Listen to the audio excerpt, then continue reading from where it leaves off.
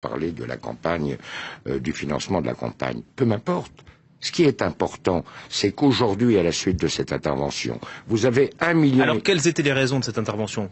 Il faudrait écouter. C'est pour cela que la véritable histoire de l'intervention de l'OTAN en Libye reste à écrire.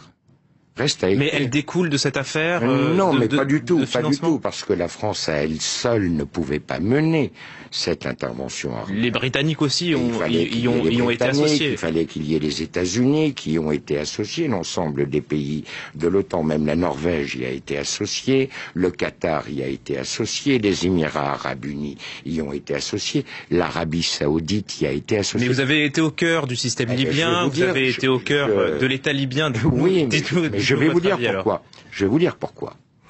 Je pense que Kadhafi a signé son arrêt de mort lorsqu'il a décidé de créer une monnaie commune à l'Union africaine. Car je vous rappelle que la Libye fait partie de l'Union africaine. Que le siège de cette banque, de la banque qui devait émettre cette monnaie, avait déjà été fixé au Cameroun. Je vous rappelle que dans le cadre du financement de cette banque, l'État libyen apportait 90% du capital requis.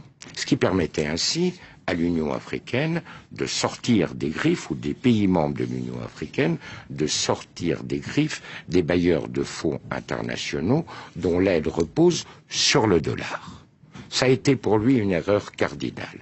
Car à partir du moment où il a pris cette décision... C'était en quelle année? C'était en 2008-2009. Car à partir du moment où il a pris cette décision, il a heurté de front les intérêts des États-Unis et du dollar américain. Et vous avez un deuxième élément. Du temps du régime, les compagnies pétrolières étaient strictement encadrées. Elles avaient des zones qui étaient exploitées, certes, mais elles avaient un quota de production qu'elles ne pouvaient pas dépasser. Il y avait des conditions financières extrêmement sévères. Prenez l'exemple de Total. Total devait reverser à l'État libyen plus de 85% du résultat de l'exploitation des zones pétrolières. À partir du moment où le régime tombait, chaque compagnie a fait ce qu'elle a bien voulu faire.